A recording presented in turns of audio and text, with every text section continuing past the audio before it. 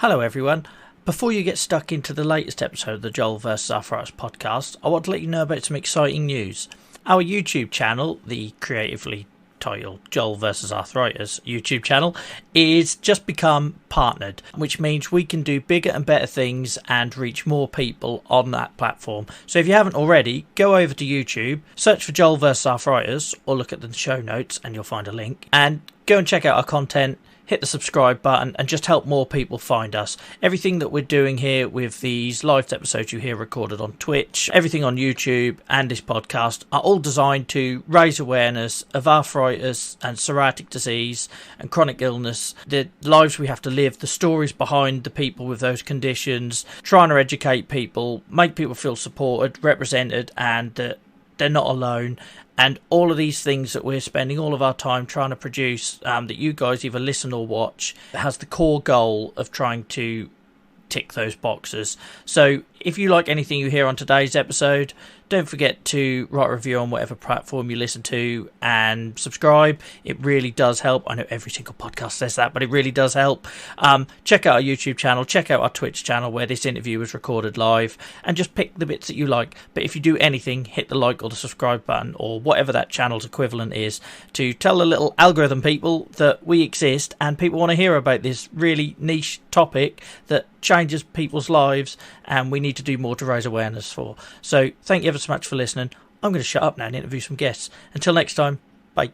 I really need to start writing scripts for these things.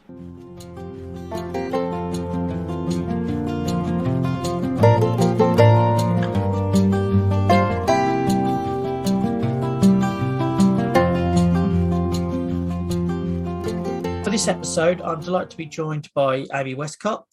Amy is a juvenile idiopathic arthritis patient, sufferer, whichever way you want to word it, depending on the given day, I suppose.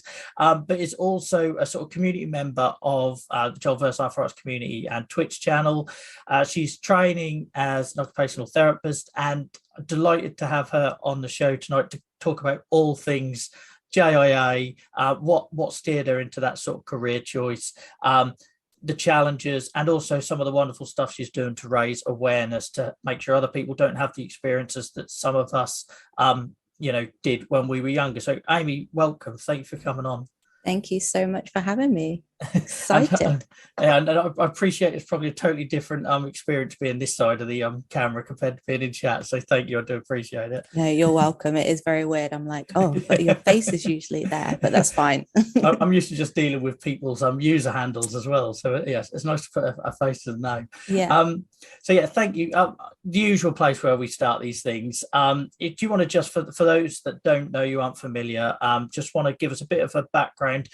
If we just focus on, you as a person and who you are, where you're from, etc., and then your sort of arthritis journey, diagnosis, that sort of thing, and feel free to go into as much or as little depth as you want on that. Okay.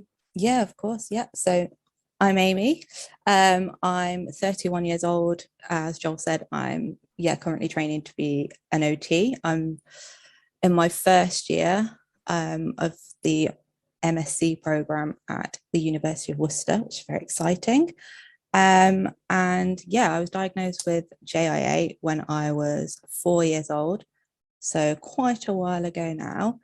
I've been through a bit, but at the moment I haven't been on medication for about 10 years now. Touch wood, haven't had any flare-ups. But I've kind of been through the whole journey through like JA at school, at university, at college, been through that journey, and then obviously kind of out the other side, working, looking for jobs, things like that. I've done a fair bit of different roles as well since graduating. When I did my first degree, I did quite a bit of traveling as well. I lived and worked in New Zealand for 2 years, and then in Australia for 1 year. And then there was a pandemic, and so I had to come back, which was the time where I thought, okay, now I should probably try and sort my life out a little bit. And I've always wanted to do occupational therapy. It's always been at the back of my mind of something that I was interested in and wanted to get into. I just kind of never had the right time. But throughout the pandemic, I was like, no, now is the time. If not now, then when? And it just so happened that the University of Worcester was doing an MSc course, and that's where I did my undergrad. So I was quite happy to go back to the same university again, which made it easier. And then, that's kind of me in a very quick nutshell.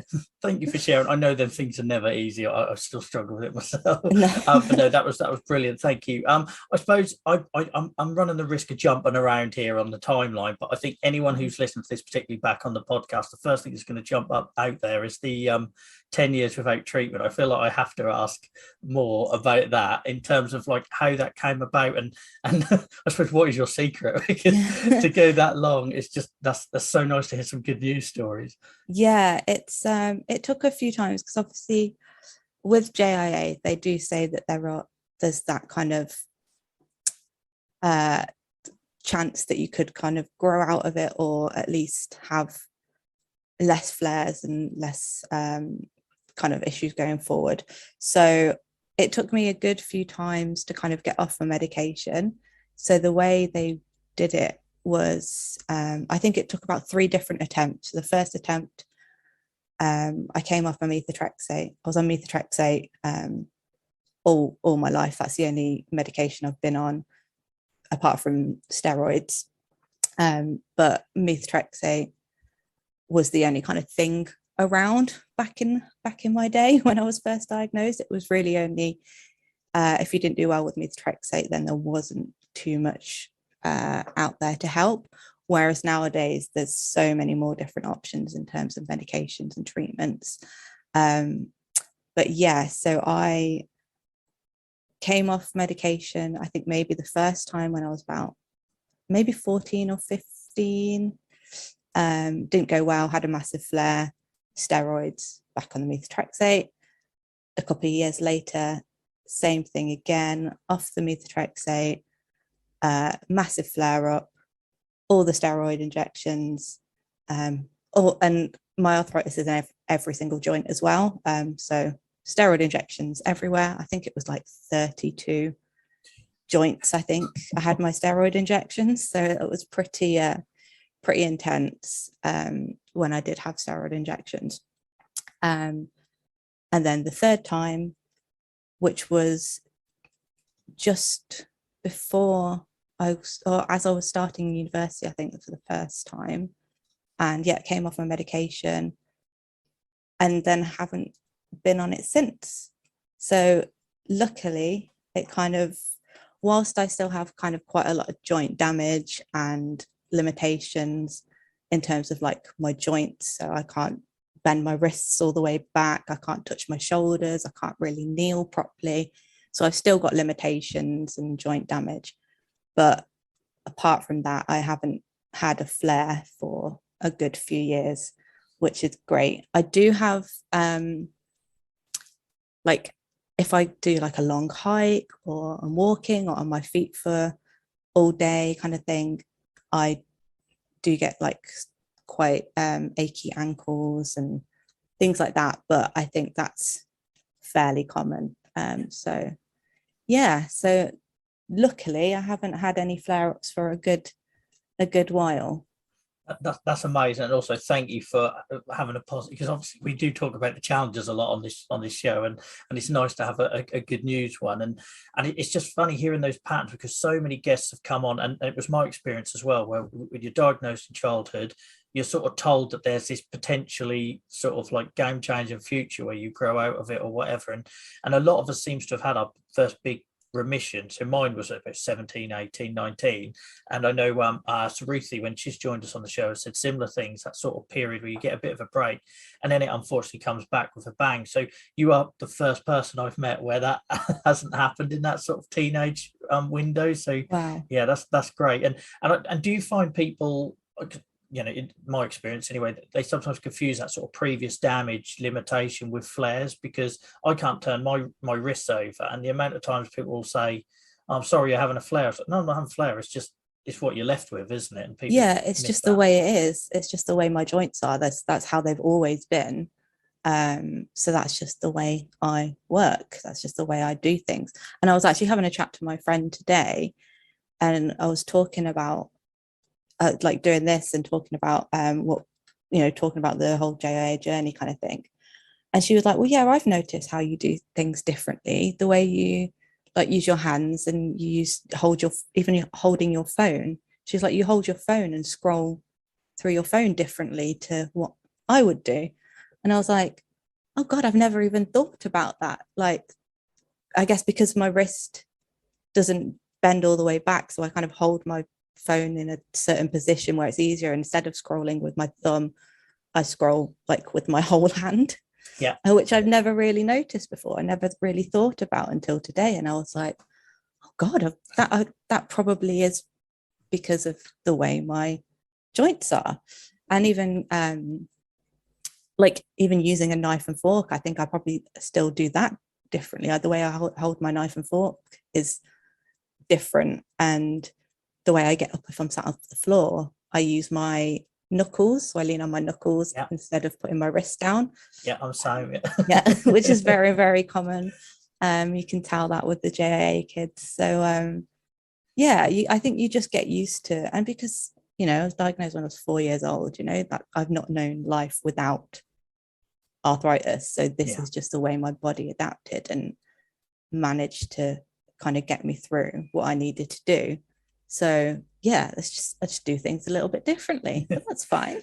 And everyone adapts. And I think that it is an area that's often overlooked with JIA because it's doing it in that formative years and you're building up, so I try to explain to people like there's a bigger evolution with JIA, or there tends to be, to like somebody say who's middle-aged and gets RA or something, because the way it's always been explained to me is it can evolve until your mid-40s typically, and I don't think they fully understand why that is, but it adds so many more layers, doesn't it, again at that age, because like you say, you're adaptive, but you're not knowing that you're doing anything any differently because it's happening at such a young age. Yeah, exactly. It's just the way it is. And I said before, you've never known any differently. And it's only when people point it out and you're like, oh, yeah, okay, maybe that is why I've do things that way. Or, it is really interesting. And I think we could probably be better with our language as well, because like the amount of times I've sort of slipped into talking about everything as a flare, and it might be like historical damage or a build-up of previous issues and surgeries and things like that. But you sort of tend to fall these traps, don't you, talking about anything related to a spike in your condition as being a flare. So I try to remind myself as well, when people just bundle everything under that label, that it's probably I'm not helping that as well. It's not necessarily going to be a flare. It might just be that's just the way you do it, or that's just the way, if you're walking, or it might just be because your body's reacting to like I said before, if you're on your feet all day, or done a long hike or done a big load of exercise, then you are going to your body is going to be suffering a little bit. So it's just the way that is. But I never kind of let any of that stop me, especially growing up. I was very kind of stubborn in terms of not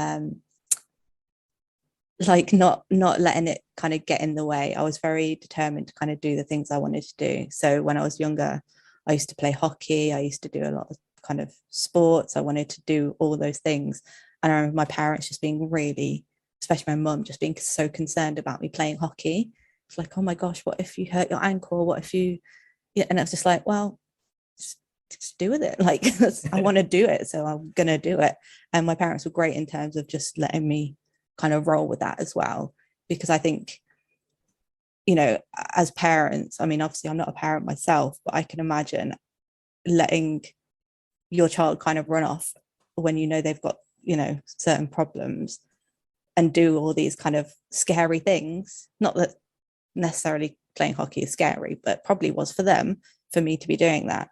It's a really big thing for them to let me do that. So for them to not kind of put too many barriers in front of me is really, really really helped me in terms of just kind of getting on with it and just dealing with it and just making me more determined to just do the things I wanted to do.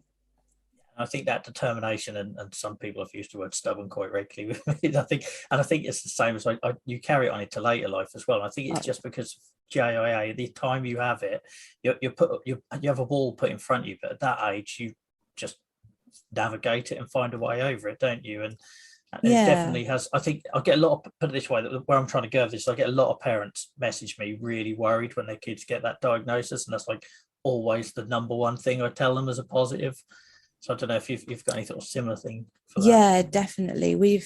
So I volunteer with the Children's Arthritis charity, CCAA. So me and my parents have volunteered with them for years, as well as my sister, actually.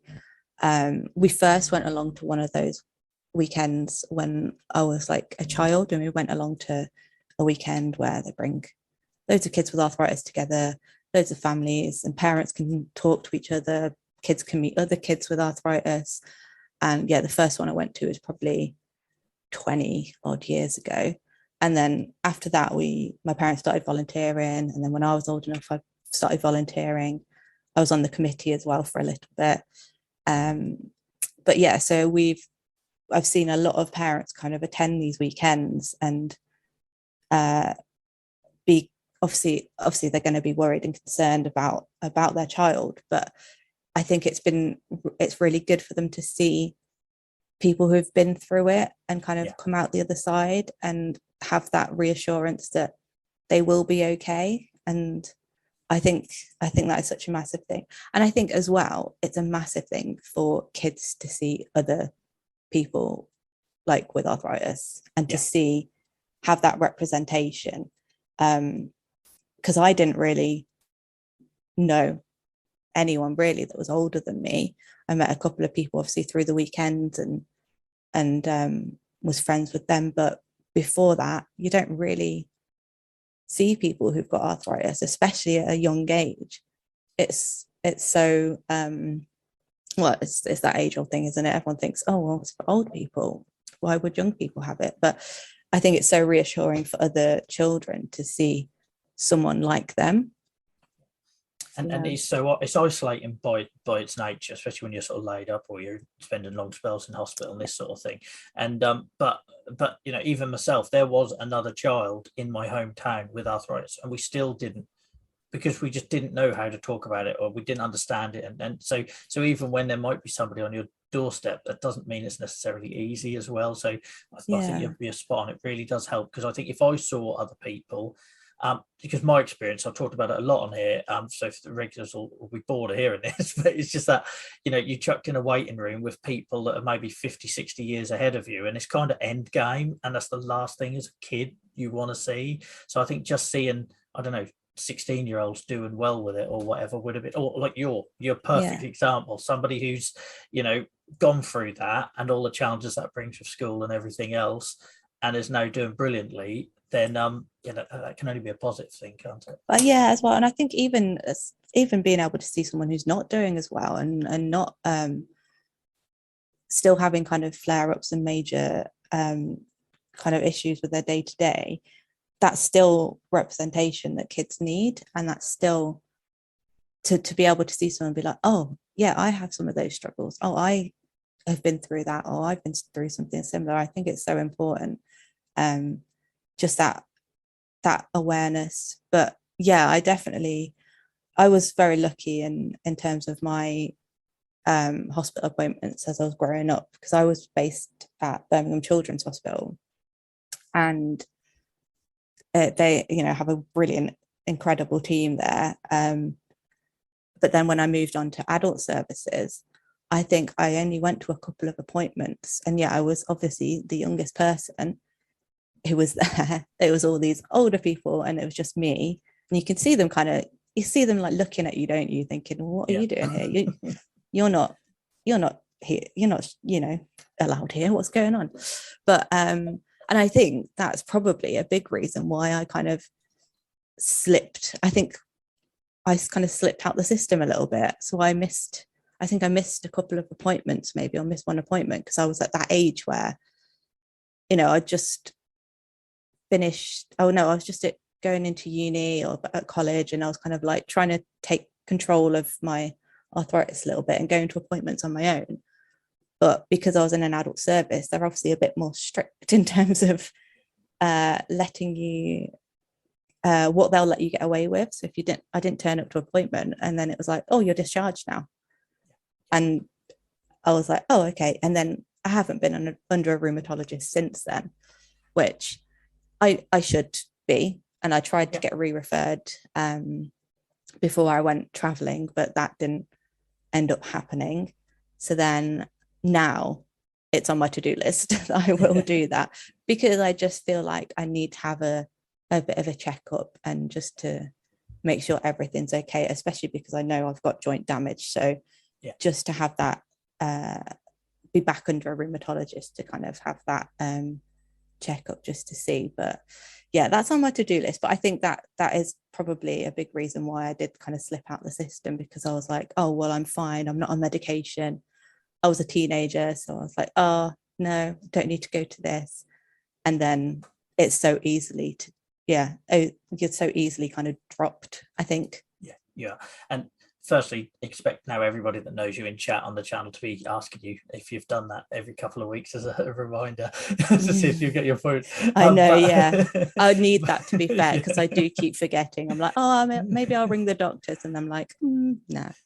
But what I would say, anyone who's listening to this back, that was really common before the pandemic. So I hate to think what it's like now, because those of us that are in the system, like, I've made it quite public about my waiting 700 days for my next appointment, and I'm supposed to be seen every 6 months. But that happened to me. I went to university, and like I say, had my first big remission. I missed one appointment because, I was at university and my whole world changed, and things were far more interesting than heading back to Norwich for a rheumatology appointment. and I was kicked out, and I had the same, and I still got the same doctor that I had since I was 12, and I then had to go back through the front door and get re-referred and everything, and that was crazy, because at the time I was on methotrexate, and my view is if anyone's on something toxic like that, or biologics, or you shouldn't be allowed to just drop out of the system, just from a safety point of view. So anyone listening to this back, get your routine appointments, even if you're perfectly well, because as Amy says, not everything is about pain. You could be like my wrists. I've never had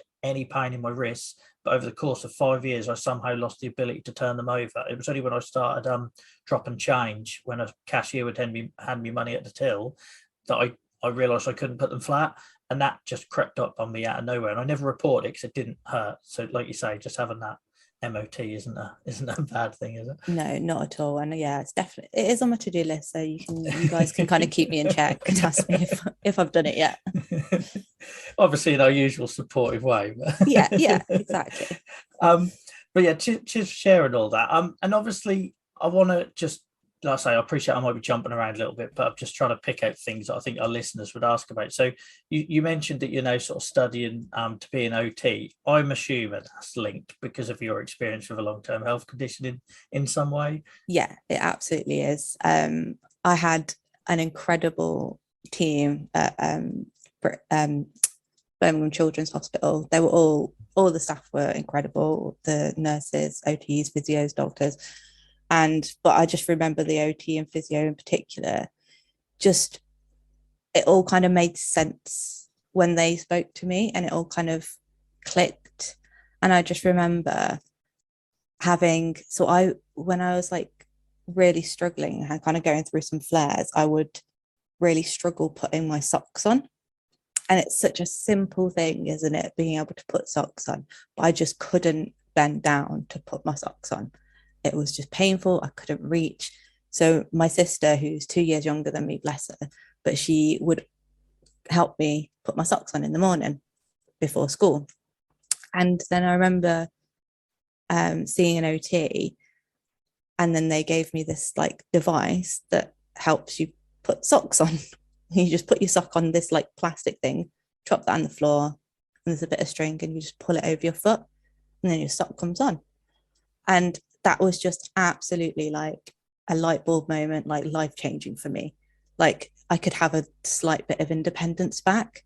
I didn't have to ask my sister to help me put my socks on, which seems so trivial, but it's really not. And it's those things that like kind of led me to want to do OT, is helping people to get their independence back, because I think it's such an important thing, and so it's so needed to help in terms of recovery as well from kind of not, but yeah, just for kind of anything. It's just so important. And yeah, so I wanted to do OT for a long time, but I never, as I said, I kind of never got round to it, but it was always in the back of my head. And I just remember thinking one day it's something I want to go into.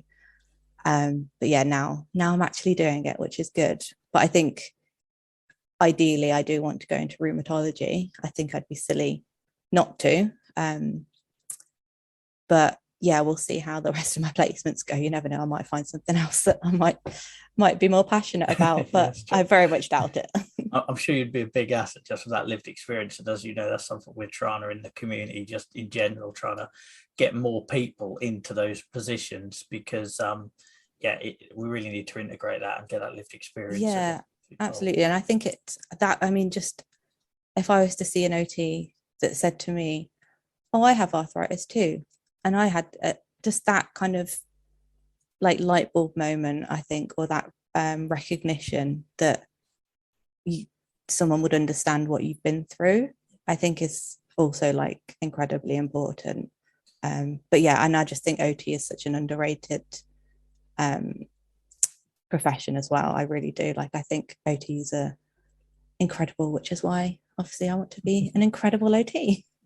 It really is. And I know we've talked about this a bit on the channel in the past, but for the benefit of podcast listeners, I've shared my experiences on that, and I did not know that role even really existed. I just assumed it was sort of under the Occ Health kind of, my experiences through being referred at work for a workplace set and support. And it was only when I found out about pain management, which again got to my 30s before I realized it existed, and I was assigned a dedicated pain management OT who was like, actually, that was probably the first person I'd met that cared about my quality of life with arthritis. So you see your consultant, that's all about joint inflammation and pain levels and, treatment management and not burning out a drug too quickly before you run out of options and this sort of thing.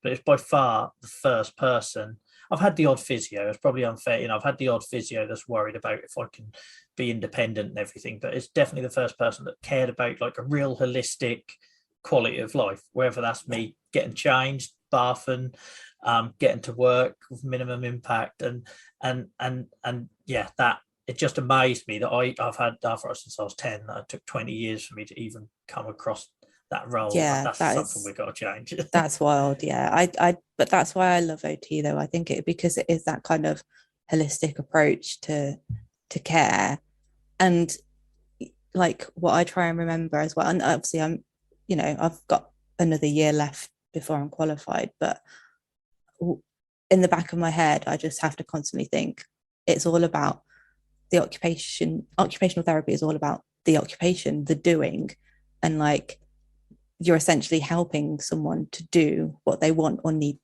to do in life. Yeah. And it's such a simple thing, and something like, as I said before, something as simple as being able to put my sock on, like, is so kind of transformative that it's just to be able to do that for someone, I think would be really incredible. And I don't know about you, I just think as well, going back to that whole lived experience, I'm just a lot more likely to open up if somebody tells me that they get it, because I could list a million things that I haven't told other healthcare professionals because I just think they're not going to understand, when they're asking me about my pain and they're not understanding why actually the impact on my relationships is more important, or the impact on my finances is more important. And, because it's fluid, isn't it? And I think our, desired goals, outcomes change. Well, for me, it's on a almost like weekly, if not monthly basis, depending on what's going on in your life. So to have someone in front of you and they say, I've got lived experience, they don't even have to say like, I had that, or compare and contrast, because sometimes that can be intimidating for people. But just saying, I've got lived experience, that would just open up so many doors for me as an individual. Definitely. And I think that having that experience and being able to offer that to potential patients, and also to, parents and other children that I meet through volunteering and through anywhere in life, really, anyone that you come across, being able to just share those experiences is so important because it just shows that you're not alone, and it shows that it's just raising that awareness as well, because you never know who that person will then kind of meet and then find someone else who's was diagnosed with JA or has gone through that themselves, or it's like a knock-on effect, isn't it? So I think it's really important to just continue to raise that awareness, and just to make sure that people know that arthritis isn't just for old people. Sorry, young people can get arthritis too. Such a simple thing. I'm just intrigued because obviously you've been in a really sort of well placed. I'm so used to having people on the other end of the spectrum, so I feel like I need to sort of ask a little bit more. It's like, so obviously you do great stuff around awareness. You've mentioned CCAA and charity stuff and that sort of thing. And is that something you've always done, like since childhood, or if not, was there like because normally people start, like my advocacy journey started with a big event and I didn't want somebody else to go through that, but presuming yours has been controlled, is that just something you've always felt a sort of desire to do? Yeah, it absolutely is. I think it's always kind of been ingrained in me, just volunteering in charity work, and that kind of raising awareness has always been something I've wanted to do. And I think that's just, again, that's come from my parents, because my parents, when we were younger, when me and my sister were younger, they ran another charity, and then we kind of like moved along to CCA and started volunteering with CCA. And so that kind of charity background has always been there. It's been there throughout my life. So yeah, I think it's just so ingrained in me to try and raise awareness. And I think I just, as well as when I was younger, I would just get annoyed that people would think arthritis is for old people, because I'd be like, well, it obviously isn't, because I'm a child and I have arthritis. So it's just kind of drilling that in. And I think as I've got older, obviously I think it's a little bit harder now, because I haven't been on medication for a long time and I haven't had a flare. I do kind of feel like I am out of it a little bit, and I'm not really fully kind of in the arthritis circles, I guess, and especially because I'm not under a rheumatologist. So I think that can be quite difficult, because it's that, like, I've still got JIA that doesn't go away. You said that before as well, I think previously, like JIA just doesn't go away. You've always got it, but because I don't really have flares and I don't have any issues day to day, it kind of feels a bit weird sometimes saying that I do have arthritis, because people would be like, well, but you're not suffering, or you're not having flares, or you seem to be fine. And I think that's quite difficult. But I think that's what comes as well with it being an invisible illness, that not every 2 days are the same. Even when I was on medication, when I was younger, I think there would be days where one day I'd be fine, and then the next day, like, I could barely walk, or I'd really struggle kind of at school in PE and things like that.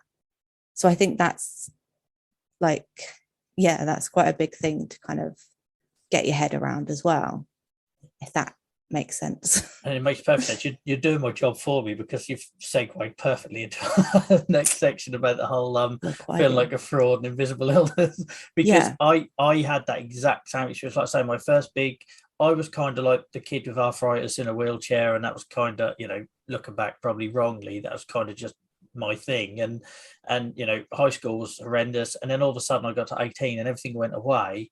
And I felt like a complete fraud, because I'm taking all these drugs and I'd got all this support. And back at the time I had it was an orange badge, yeah, that shows you my age, blue badge, and then all of a sudden it's not there. And that was the first time I'd really encountered that. So it's interesting to hear you say it as well. And it definitely seems to be more of a JIA thing, like, without being too generalizing. I think because we can, the condition, we get it a lot earlier, and you can get these big breaks and everything. And I think just socially, it's a lot harder, high school and everything else. it's just really interesting. I don't know about you. It just doesn't feel like something that's talked anywhere near. We're tackling lots of new issues now that should have been tackled years ago, like mental health and pediatric dedicated rheumatology support and this sort of thing. But nobody's really touching upon that delicate subject of how you genuinely feel as a patient if you're young in particular, and it completely goes away. Absolutely. And I think there's that. I think you mentioned it back when you did the JAR live stream as well, and that transition point as well, and having that kind of support as an adult with JIA, because I think that there's definitely it seems to be a lack of that as well. But I definitely think that is what comes with an invisible illness, I think, isn't it? Like, people can question, oh well, you don't look ill, or you don't seem ill, so then you feel like, oh wow, I feel a bit bad then now. And I think I went through this as well when I was applying for disabled student allowance for my occupational therapy degree. So when I did my undergrad, I was 18, and I didn't apply for any help. I didn't apply for disabled student allowance. I just didn't. I think I was in that stage, like, as I said before, I just couldn't be bothered, and I just didn't think I needed it. And now I'm at that point where I'm like, well, no, actually, I am entitled to it.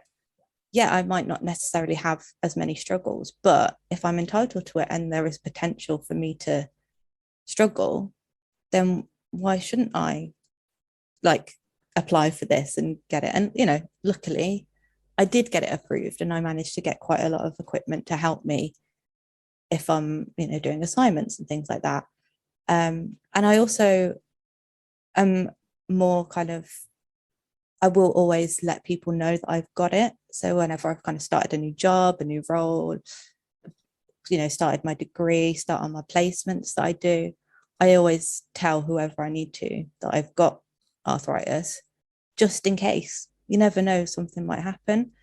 And most of the time, nothing ever does happen. But I think it's always, and again, the back of my head really is just, I'm kind of telling them as well, just to raise awareness still, and have that, because then they might have another staff member that comes along who does have it a bit more severe, and they've already may have put things in place to help tackle that in a job. So yeah.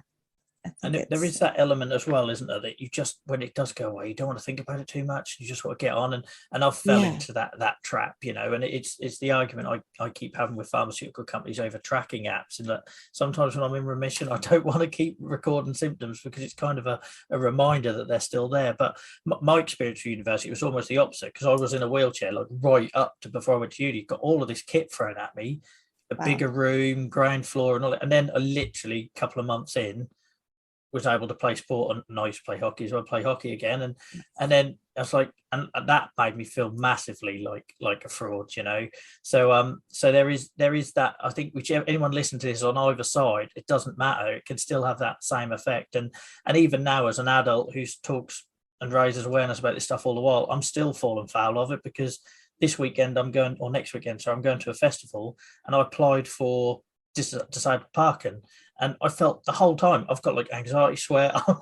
I'm over explaining, but that I'm not going to need it. You're going to see me. I'm going to be turning up and walking absolutely fine. But by the end of the day, my wife's going to be dragging me back to the car, and just in case I'm having a bad day. And I read it back, and I got it and everything. But I read it back, and I was just like, why didn't I just say, hello, I'm Joel Nelson. I've got arthritis. I need accessible parking. And I guess it's our experiences and having it from a young age, and because it comes and goes, I don't really know the answer, but it's crazy how many of us do that. And I think I guess you're constantly having to justify it when you were ill, so then I think maybe that's so ingrained in us that every time you do kind of have to ask for a bit of help, then it's, I don't know, you just have to kind of justify it, and it's like, well, I need help because this, and this, when actually you could just say, I need help. And make it a lot easier. Because I think when I was younger, as I said, I was very, I think I probably was a bit too determined, because there were times when I probably didn't ask for help when I should have. And I was a bit more like perhaps secretive, or didn't really want people to know that I was struggling. And I would just kind of force myself to get on with it. And I think that, I guess that's just kind of a part of it, isn't it? You just have to push through. But then also, there is nothing wrong with asking for help. And I think, I don't know if that comes with age, or just there's just more like awareness now, or I don't know what that is. But I think asking for help is just, you shouldn't be embarrassed about that, or you shouldn't be concerned about that. And I talk about my arthritis all the time now, but then there is that feeling of me thinking, oh, but I'm not under a rheumatologist, and I'm not on medication. So actually, can I even say I've got arthritis, but like, obviously I do. So it's treading a bit of a fine line, isn't it? I think. And you need to give yourself credit for that, and don't ever doubt. And like I say, I do it all the while, and I'm sitting here in pain most days, and I still feel like a fraud sometimes. And I think it's just human nature. People compare, and social media isn't great for that sort of thing. But you certainly put me to shame with your awareness raise. I think, because for me, it took this big life event to stop hiding everything, and the fact that you've just been doing it naturally the whole time, whether you've got symptoms or not, I think says a lot about you. Yeah, I do try. I try. I just like to spread the word, because, as I said, you never know who someone's going to meet down the line, and then they can just be like, oh yeah, well, I met someone who had arthritis and they were young, and it's just knock on effect. That's the end goal, isn't it? To stop getting that default line of, oh yeah, my granddad's got that from being a plumber, or whatever, whatever that wear and tear stuff. Oh God, keeps coming up. But for me, it's just, I think it's refreshing, and hopefully gives hope to other people as well, to hear somebody who's gone through this sort of JIA journey and had that promised land of remission, because we were all told it. I was told exactly the same thing. You could get to 16 and it's just, but they would still use terms like grown out of, which is a silly thing to say, because you're not growing out of it. It's just, I think, take away the treatment you would have had and everything to get that remission and get you to that place.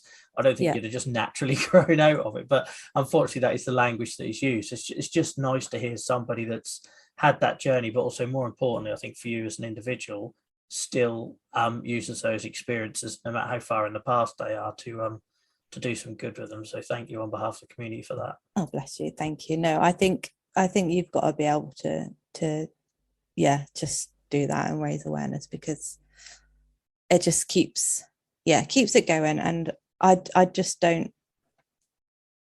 wouldn't want anyone to not to think that they're alone going through it. I would always like to think that somewhere they could find someone who has gone through it, or find someone. So even doing your Twitch channel, I think, is an incredible thing, because you're reaching an audience that perhaps might not look on any other kind of social medias. So I think it's great.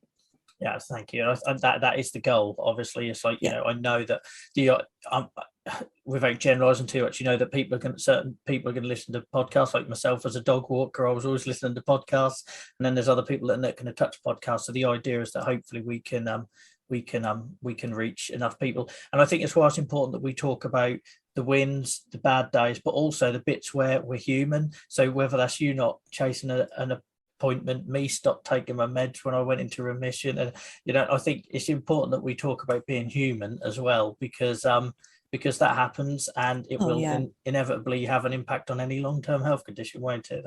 Yeah, definitely. There was times when I was younger that I thought I knew better than everyone, like you do, to the point where I actually I can't actually remember how old I am, but this is a story that probably gets told on every CCA weekend. So a lot of parents probably have heard this, but I just kind of stopped taking my medication myself, instead of actually taking my medication. So my parents would line up my methotrexate tablets on the fireplace with a biscuit on the end and my cup of squash to take them. And I just started flicking them off the side, just flicking them off the fireplace. And then, I wasn't taking my tablets. So a couple of weeks later, I was just having this massive flare. And my parents were like, well, why? Don't understand. she's on her medication, what's going on? And sorry to like name and shame my parents, but it does it showed how much they cleaned, because they pulled back the fireplace to like hoover, and then they found all these tablets that I just didn't take, because I was so sick of taking my medication, because anyone who's taken methotrexate knows how awful it can be.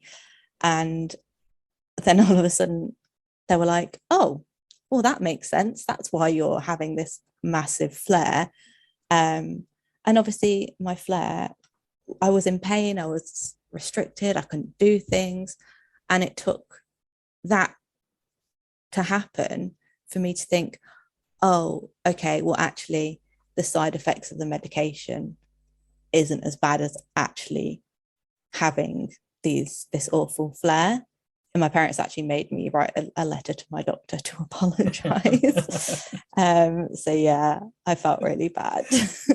But we've all done it, and I always use this opportunity, because methotrexate gets a massively bad rap because everybody focuses on the side effects, and they are, when you struggle with it. I had some horrific ones at the end, which meant I could no longer use it. And even when I was on it from sort of 14 to probably my late 20s, and there'd be days where you're just throwing up and you think, why am I taking this? But it worked. When it works brilliantly. And I was the same. I stopped taking mine when I went on to university because it didn't mix with alcohol. And I got to university, I went into remission, I'd be able to play hockey and rugby and things like that again. And the last thing I wanted to do is be taking this sort of chemo-based drug that made me throw up. So yeah, exactly. And you find out pretty quickly that they work when they work. Oh, so 100%. Yeah, I was like, oh, okay, yeah, that's why I take like that medication, because it actually stops me having a flare up. Yeah. So yeah, if you are listening to this, they are definitely an option. I think a lot of people, because of all the press and everything, try to jump to biologics and get frustrated not knowing there's certain pathways you have to go through. But yeah, open mind. But they do they're not for everyone, but they do work. Yeah, I mean that was all that was available as well when I was first diagnosed. It was literally methotrexate, or well, that's it really. Yeah. So and luckily for me it did work, but I think it is incredible how far we've come since the last 20-30 years, the amount of different options and medications there are, and also how young kids are getting diagnosed now as well. Yes, it's actually incredible. Kids get diagnosed at a year, 18 months, whereas I was 4, you were 10. It's quite a big difference, isn't it? So, and you only have to look at some of the people I work with in various organizations that are maybe sort of 10 years ahead of me on that journey. We all talk to each other and say, what, we probably had it a lot earlier, but you just growing pains, or a doctor dismisses it or whatever. So it shows you how far we've come on that. I think like we've already talked about on here, areas things like OT and more sort of like multidisciplinary mental health support, that sort of thing. I think there's still lots of work to be done there, but the good thing is now the actual pediatric side of it is definitely it's unrecognizable to what my experience was. Yeah, it's only gonna just continue to improve, and the options as well. So it really is incredible to see. And I think even seeing kids, one of the weekends when I went to the CCA weekend when I was a child, there was quite a few kids there in wheelchairs and crutches, whereas now you can't really spot which kids got arthritis. I mean, on the weekends we make them all do rock climbing and zip lining and all this kind of stuff, which is maybe not great for arthritic kids, but we make them do it anyway. But it's just incredible to see that it's not obvious, and it just goes to show how far it's come, and it can only get better. Yeah, and a bit for people to remember, the condition hasn't changed. It's the treatment and the management of it, because I think sometimes people forget that. And, I was really lucky. I had a doctor that told me to do as much as I could do, as long as I could do it. And so mine was always, as soon as I walked in the door, I used to play hockey, and it used to wind the hell up at me when I was really bad, because I think, of course I'm not. You have to bend over and it wrecks your knees and everything. But what I would say is, comparing to my mates who played just as many seasons as me, their knees are just as wrecked from running on Astro as mine are with arthritis. So that I think it is my advice to anyone now is do as much as you can. Obviously, you've got to do the whole pacing thing and allow for recovery and everything else. But yeah, you never know when that next bump in the road is coming, and you definitely, as somebody who's lost a lot of movement the last 2 years, it's a lot harder to get it back. That's it. And like you said about pacing as well, like even now I know that if I was to go on a long walk with a friend, I know that I'd probably struggle in the evening, or I know my ankles would probably be clicking away as they do. And so I just, kind of wouldn't fill my day with something too kind of heavy, or just, be aware of. But I think, again, that kind of comes with time, whereas when I was a lot younger, I just wanted to do everything and get everything done. And but I think as well, I think it is important to just not, as I know it's easier said than done, but you can't let it stop you from doing things you want to do. Like if you want to do it, obviously there's certain restrictions, but I think, like, I've done so much in my life so far. Like I've been to Australia, I've been to New Zealand, I traveled for quite a few years on my own. Like I went on my own. I've done skydives, I've done like zip lining, like all this kind of stuff. And yes, that is quite a lot for me to do, but I know, as you said, it's that pacing thing, and it's just knowing that some days then you'd have to take it a bit slower, or I don't know. I do think you've got to just kind of do what you can. Yeah. In a way. Yeah. And yeah, I'm saying, like I say, next week I'm going to a festival, and I know that Monday nobody's going to see me because I'm going to be stuck in bed, and it's going to be agony. But it's weighing it up. It's knowing that, clearing the space afterwards to recover. And as long as you're not living your life like that every week, a couple of times is not going to hurt. And also sometimes, for anyone that's gone through the whole steroid depot thing, where they then tell you to do as much as possible, sometimes it is pushing that bar back a little bit more, so that when you then go through that painful recovery, you actually find the next time it's a bit like, people who go to the gym for the first time and they're in agony because they got muscles they didn't know they had. It can be like that. So as long as you're not pushing it to breaking point, you can try and nudge those limits, but you need to be sensible about it. That's exactly kind of what I was trying to say, just worded better. Thanks, Joel. Just don't go too crazy, but do the things, Yeah. And I think we talk a lot on this channel and podcast and everything about the fluidity of it and how it makes you feel like fraud. But I think one of the positives is you never know when that next sort of like break in the clouds is coming, So even myself, who's had a really rough 2 or 3 years, in a blip at the minute, I still hold on to that. Well, when I was in a wheelchair at 13, I didn't think I was ever going to be able to play sport, and I'd done it for 10 years. So I'd say, anyone out there, it's minimizing the damage as well, because like I say, you lose that mobility. It's minimizing the damage. Make sure you stand on top of the active disease bit, but providing you don't leave too many scars after a flare, then there's nothing to say you can't get it back. That's it. You've just got to look after yourself. That's the number one priority, isn't it? You've got to do what's right for you. And that's it, isn't it, really? Simple as, just look after yourself. If it was that easy, we'd all be fine. But and that's why it's also good to sort of take what you need from people that are raising awareness or posting things, because if someone's having a good day, it doesn't invalidate your bad day or make you a failure. And it's that same sort of thing. It's like, it's a very personalized thing, and our days will never align. So because I can do something on one day and you can't, that doesn't mean that you're failing at managing your condition as well. And that's what I sort of constantly try to remind people, because I think a lot of comparing and contrasting does go on in today's world, and that is, I suppose, one of the pitfalls you have to be aware of with us, right? People like yourselves raising awareness, because I've had the comments where, well, I'd love to be able to travel and go to a conference, so I'd love to be able to have my own Twitch, but do you know what I mean? There's a lot of work to get to that point and get that level of energy and equipment to support your posture or whatever that might be. So I think that's why what we're doing and being open and honest and sharing the good and the bad is valuable.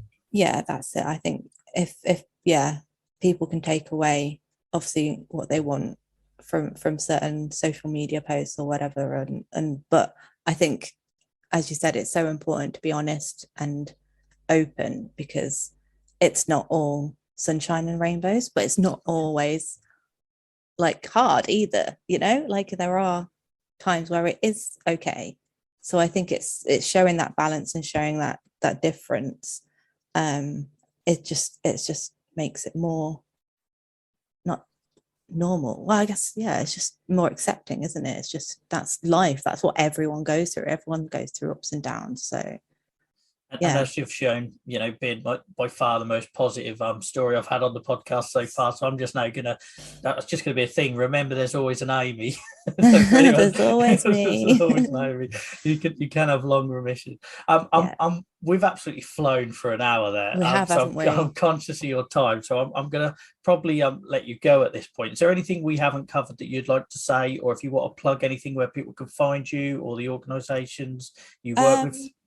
Yeah, sure. You can find me at amyface921 on Twitter, where I kind of post a lot of arthritis-y or OT stuff.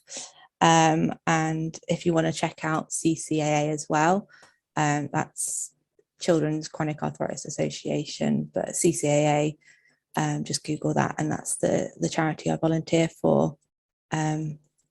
So yeah, check them out. And for anyone listening to this back on the podcast, I'll put all of those links in the show notes, so you'll have them. Just look on the description part of whichever platform you're listening to it on. Amy, on behalf of the community, thank you for everything you do for this channel and over on Discord. And for anyone that isn't on Discord, the link's there in chat. And just, thank you for giving up your time and also at very short notice to do this with us. That's been really useful. Honestly, you are more than welcome. So thank you so much for having me, Joel. You're doing a good thing with this. So yeah, well done. Keep it going. This podcast episode was recorded live and in front of an audience on our Twitch TV channel. If you would like to watch live, ask questions, get involved with the community in chat, or just generally be a bigger part of the podcast, then please head over to our Twitch channel at twitch.tv/Joel versus Arthritis. Alternatively, you can find video recordings of all of our previous podcast interviews on our newly partnered YouTube channel, which you can find the link for in the description of this show. Thank you very much for listening.